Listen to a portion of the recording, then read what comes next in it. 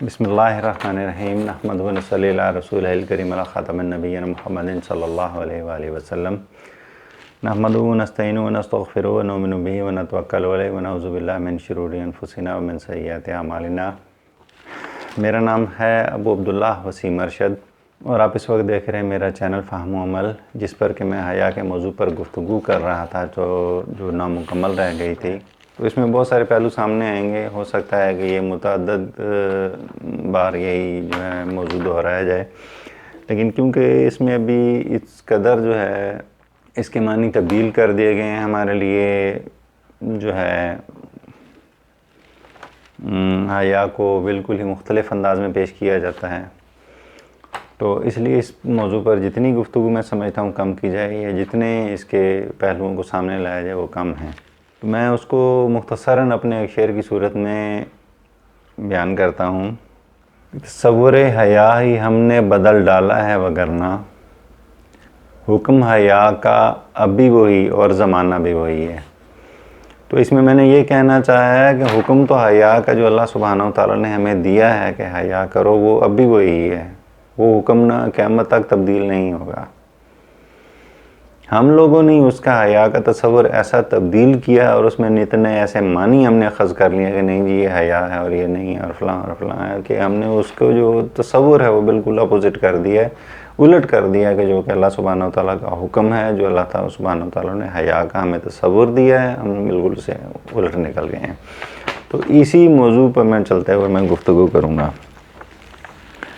تو پہلے میں نے جیسے گفتگو کر رہا تھا تو میں نے عورتوں کے پردہ کے بارے میں اور ان کی کچھ حرکات و سکنات کے بارے میں نے گفتگو کی تھی، تو ابھی میں اس سے ہٹ کر میں پہلے آتا ہوں مردوں کی طرف، کیونکہ پہلے مردوں کو حکم ہے کہ اپنی نگاہوں کو نیچے کریں۔ کل المؤمنین یغضضن بأبصارہن، اے نبی صلی اللہ علیہ وسلم مومن مردوں سے کہہ دو کہ اپنی نگاہوں کو نیچے کریں۔ اب اس میں ہو سکتا ہے آپ کو لگے کہ یہ موضوع سے گفتگو ہٹ گئی ہے، لیکن ہوگی یہی چیز، صرف دوسری طرف سے آئے گی۔ اب اس میں جو مردوں سے کہا گیا کہ اپنی نگاہوں کو نیچی کریں، اب نگاہوں کو نیچی کرنے سے مراد کہ میں نے کوئی بھی چیز دیکھی، ضروری نہیں کہ میں نے کسی خاتون کو دیکھا تو مجھے نگاہ نیچی کرنی ہے، نہیں، میں نے کوئی بھی لغو چیز یعنی اللہ تعالیٰ نے لغو کا لفظ استعمال کیا ہے۔ سورۃ المومنون سورہ نمبر 23 میں آتا ہم عن اللغو معرضون، وہ بری باتوں سے گریز کرنے والے ہیں، اعراض کرنے والے ہیں، یعنی بری چیز، ہر وہ چیز جو فطرت انسانی کے خلاف ہے، جو اچھائی سے آپ کو دور لے جائے، میں اسے لغو کہتا ہوں۔ لغویات، موسیقی لغویات ہے، رقص لغویات میں ہے، فضول جو ہے وقت جو ضائع کرنا لغویات میں ہے، اسی طرح کوئی برائی ہے وہ سارے لغویات میں ہے۔ یعنی اللہ تعالیٰ ایسا لفظ استعمال کرتا ہے کہ جو بہت وسیع معنوں میں استعمال ہوتا ہو۔ تو یہ چیز اللہ سبحانہ و تعالیٰ نے کہا کہ اپنی نگاہوں کو نیچی رکھیں۔ وہ کسی چیز کو بھی دیکھتے ہیں، ان کے سامنے برائی کا کام ہو رہا ہے، غلط کام ہو رہا ہے، تو وہ اپنی استطاعت کے مطابق اسے روکتے ہیں، نہیں روک سکتے تو اپنی نگاہ کو نیچی کر لیتے ہیں، سائڈ وہ ایک طرف ہو جاتے ہیں، اعراض برتتے ہیں اس چیز سے۔ چلیں ہم حیا کی طرف چلتے، پردہ کی طرف چلتے ہیں۔ تو اللہ سبحانہ و تعالیٰ نے کہا کہ مومن مردوں سے کہہ دیجیے کہ اپنی نگاہوں کو نیچی رکھیں۔ تو اس کا مطلب یہ ہے کہ پہلا حکم مرد کو ہے کہ اگر تمہیں کوئی غیر عورت نظر آ جائے، غیر خاتون نظر آ جائے، عورت تو خیر بہت وسیع تر معنوں میں آتا ہے تو میں نے اسی لیے لفظ خاتون استعمال کیا ہے، اگر کوئی غیر محرم نظر آ جائے تو تم اپنی نگاہوں کو نیچی رکھو۔ مطلب مرد کو پہلے حیا کا حکم دیا ہے کہ تم نے پہلے اس کا کرنا ہے، بعد میں اسے بھی حکم ہے۔ تو کیا میں کرتا ہوں؟ قطعاً نہیں کرتا، سوال ہی پیدا نہیں ہوتا۔ ہم لوگوں نے تو ایسے محاورے جو اپنے نے وہ جس کو کہتے ہیں کہ اپنی بغیرتی کے لیے، اپنی آنکھوں کو ٹھنڈک پہنچانے کے لیے، ٹھنڈک یا عذاب جہنم پہنچانا، اصل میں تو یہ دنیا میں ہم اپنے آپ کو تسلی دینے کے لیے، طفل تسلیاں جنہیں کہا جاتا ہے، کہ دینے کے لیے ایک محاورے اختیار کیے ہوئے کہ نہیں جی آنکھوں کو ٹھنڈک پہنچتی، ٹھنڈک نہیں پہنچتی، جو تمہیں آگے پہنچنی ہے نا اصل وہ نظر نہیں آتی۔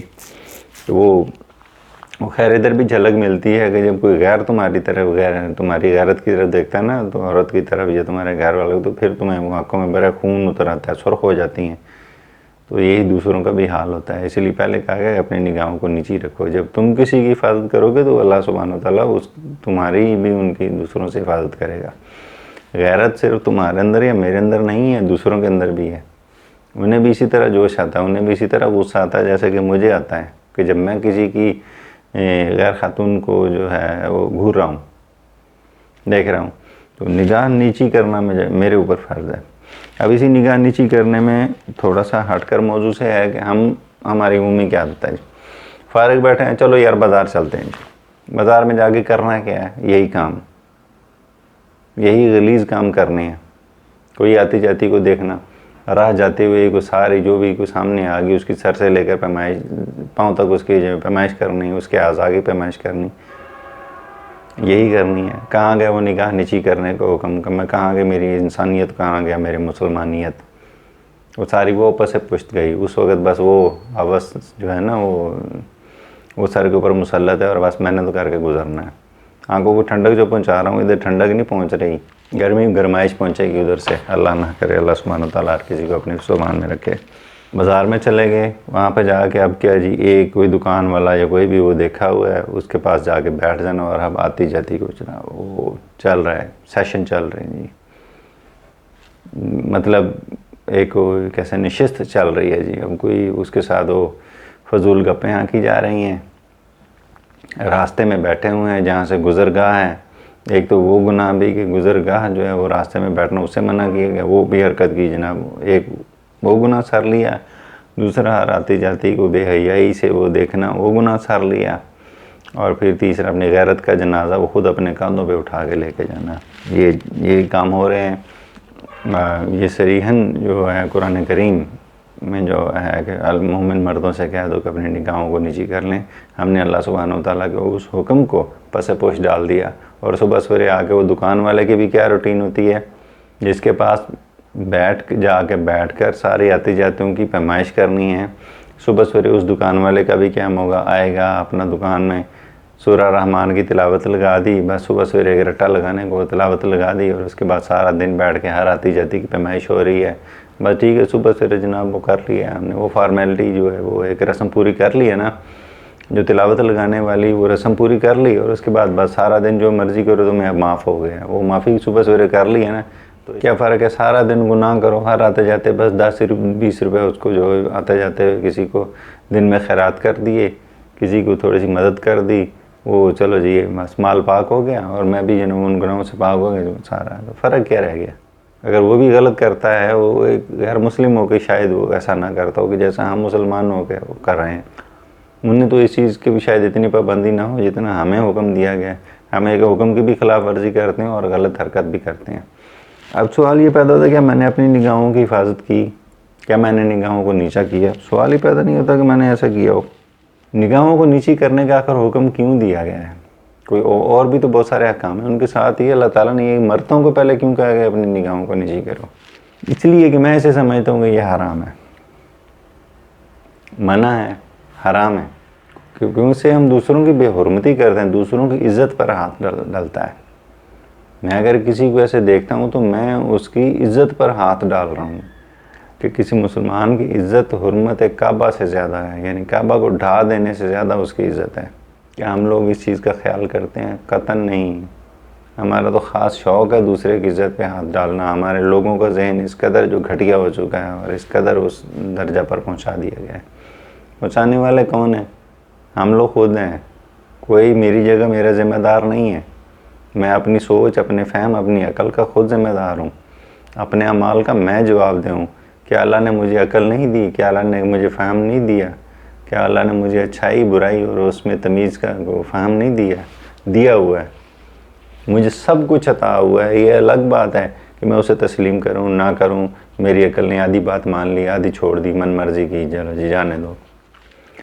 شاعر کہتا ہے کہ تمام تر حادثوں کی ابتدا نظر سے ہوتی ہے، اور اس کی بات بھی ٹھیک ہے. آپ دیکھ لیں ہوتی ہے. ظاہری بات ہے کہ جب نظر مل گئی، نظر سے انہوں نے کہا جی اوہو بس اس سے تو خوبصورت دنیا میں کوئی ہے ہی نہیں نا. وہ ایک اس نے ڈال دیا، اس کے بعد دوسری طرف چلے گئے جی فابت سامہ ہاں جی مسکراہٹ کا، اور بغیر تو نے ہمارے یہ بھی فکر رہا ہے جی ہنس گئی تو پھنس گئی. تو بغیر تو یہی مسکراہٹ تم ذرا تمہاری بہن کے ساتھ بھی یا تمہارے گھر والوں کے ساتھ بھی اس طرح کرے تو وہ پھنس گئی تو تمہاری غیرت اٹھ جاتی ہے. اس کی طرح بھی خیال کرو, حیا کرو کچھ. تو فابتسامہ, پھر مسکراہٹ, فالقہ, پھر ملاقات ہوتی ہے, فضنا, پھر ظاہر ہے جب ملاقات ہے, ملاقاتوں کا سلسلہ چل پڑا تو وہ پھر اگلا درجہ جو ہے وہ اس تک پہنچ جاتے ہیں. تو اس نے شاعر نے بالکل درست کہا ہے, کل حوادث مبدأ من نظر, تمام حادثوں کی ابتدا نظر سے ہوتی ہے. کہ جب آپ نے پہلی نظر ہی گندی ڈال لی, دیکھ لیا, تو اس کے بعد آپ سمجھیں کہ اس نے جو شیطان نے جو پھندا لگایا تھا اس میں پھنس گئے. اس کی جو حیا کی پامالی کی, حیا کے قتل کی جو پہلی سیڑھی تھی وہ چڑھ گیا. نظر وہ چڑھ گئے, بس اس کے بعد سارا کام ہو گیا. تو اس پہلی سے جو حکم ہے اللہ تعالیٰ کا وہی مان لو, اس سے پہلے ادھر رک جاؤ. تو جب نگاہیں ہی نیچی کر لیں, کسی غیر محرم کو نہیں دیکھا, کسی لغو کو چیز کو نہیں دیکھا, تو اللہ سبحانہ و تعالیٰ کے اس حکم پر عمل ہو گیا. اور وہ جو برائی کا آخری درجہ ہے, جو زنا جو ہے کبیرہ ترین گناہ, اس تک ہی نہ پہنچے. تو پہلے درجے پر رک جاؤ. تو نظر اپنی گرفت میں کرو, اس کو قابو میں رکھو اور گناہوں سے بچ جاؤ.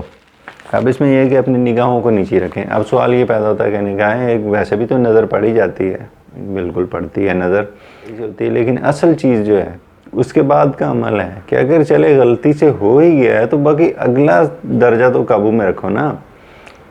اب نگاہ دیکھنا جو معاف ہے, میں اب دیکھ رہا ہوں, میں مثال ہے, میں ادھر کیمرے کی طرف ہی دیکھ رہا ہوں, تو میں وہی سائڈ پہ اچانک مجھے محسوس ہوتا ہے کہ یہاں پر کوئی, مثلاً فرض کرنے کو ادھر مجھے محسوس ہوا کہ دروازے سے میرے بچوں میں سے کوئی گزرا ہے, تو میں اچڑتی نگاہ یوں ڈال کے پھر میں آپ کی طرف کر لیتا ہوں. تو یہ اچڑتی نگاہ جو پہلی نگاہ یہ معاف ہے, یعنی جو پلک جھپکتی ہے اور اس کے بعد دوبارہ اس کی طرف نہیں جاتی. اتفاقی نگاہ, اچڑتی نگاہ, پلک جھپکتے کی نگاہ, یہ معاف ہے.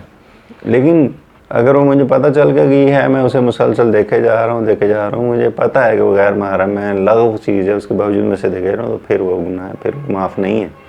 اس سے کہا گیا ہے کہ نگاہوں کو نیچی کرو. جو اچڑتی نگاہ راستہ دیکھنے میں کسی کی طرف اٹھی گئی ہے تو وہ معاف ہے, وہ اتفاقی ہے, اس پر آپ کا کوئی اختیار نہیں تھا, آپ تو اپنا راستہ دیکھنے کے لیے اس کی طرف ہو گیا, تو یہ معاف ہے. تو پہلا اس کا درجہ, اسی میں اپنے آپ کو قابو میں رکھیں. اب یہ جو اچڑتی نگاہ, یہ اسی پھندا ہے شیطان کا, اس نے پھندا لگایا ہے. آپ کی اچڑتی نگاہ پڑی, آپ نے بچا لیا, لیکن پھر اس کے باوجود آپ کو اچھا کوئی ایسی چیز تھی, کوئی خوبصورت چیز, چلو جی فٹ سے پھر بات دیکھنا شروع کر دو. وہ سمجھو اس نے آپ کو دانہ ڈالا تھا, ٹوکرا لگا تھا, آپ کھڑا کے اس کے نیچے قابو میں آ گئے اس کے, وہ پھر گئے. تو اپنی نگاہوں کو قابو میں رکھیں, اپنے پہلے ہی درجے پر اس کو قابو میں کر لیں. یہاں پر میں اس حیا کے موضوع کے جو ہیں مردوں کے متعلق مختصر ترین تھا, جو اس میں ایک ہی ہے کہ نگاہ کو نیچی رکھنا اور یہ سارا, تو اس کی میں اختتام کرتا ہوں. اور ابھی انشاءاللہ تعالیٰ اس کو حیا کا جو موضوع ہے, تیسرے جو حصہ ہے وہ بیان ہوگا. اس میں پھر یہ خواتین کا پردہ اور اس سے متعلق میں اس گفتگو کو جاری کروں گا انشاءاللہ تعالیٰ. تو جلدی ہی آپ سے ملاقات ہوگی. کفارہ مجلس کی دعا کے ساتھ آپ لوگوں سے, تمام تر احباب سے دعاؤں کے ساتھ آپ تمام کی اجازت چاہوں گا. سبحانک اللہم و بحمدک, اشہد ان لا الہ الا انت, استغفرک و اتوب الیک. والسلام علیکم ورحمۃ اللہ وبرکاتہ.